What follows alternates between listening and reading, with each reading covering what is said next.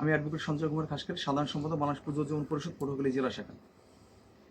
আমি গতকাল রাত আনুমানিক 12 থেকে 12:30টার সময় হঠাৎ করে আমার কাছে একটা ফোন আসে যে আমাদের নতুন বাজার সদরস্থ শ্রী শ্রী মদন মঞ্জুর আক্রাবাড়ির পুরোহিত সমীর গাঙ্গুলির বাড়িতে কে বা কারা একটা চিরকুট রেখে যায়, যেখানে লেখা ছিল 1 লক্ষ টাকা রাত্র 3টের সময় নিতে আসবে। যদি থানায় জানানো হয় তাহলে তাদের এলাকা ছাড়া করবে এবং ক্ষতি করবে। আমরা তাৎক্ষণিকভাবে জানার সাথে সাথে আমরা পটুয়াখালী সদর থানার অফিসার ইনচার্জকে আমরা অবহিত করি এবং তার পরামর্শ অনুযায়ী আমরা থানায় গিয়ে আমরা একটা অভিযোগ দায়ের করি। আমার কথা হলো, সামনে যেহেতু 12ই ফেব্রুয়ারি জাতীয় নির্বাচন, সেই নির্বাচনে হিন্দু সম্প্রদায় যাতে ভোট দিতে না যায় সেই আলোকে তাদের নিরসিত করার জন্য, ভয়ভীতি দেখানোর জন্য এই চিঠি।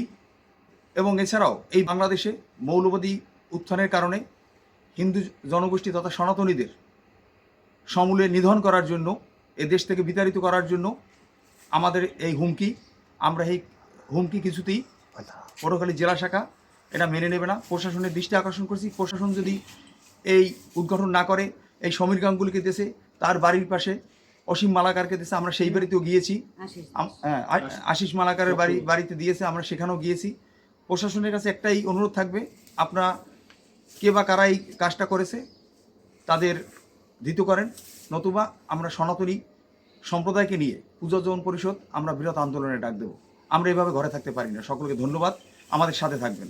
আমরা এই পরিবারের সাথে আছি এবং থাকবো। যে কোনো বিপদ আপদে হিন্দু জনগোষ্ঠীকে বলবো, প্রতি সনাতনী পরিবার যে যেখানে আছেন, যে কোনো বিপদ আপদে রাত্র 1টা 2টা 3টে নাই, হ্যাঁ, আমাদের সংবাদ দেবেন।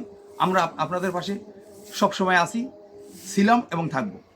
ধন্যবাদ সকলকে।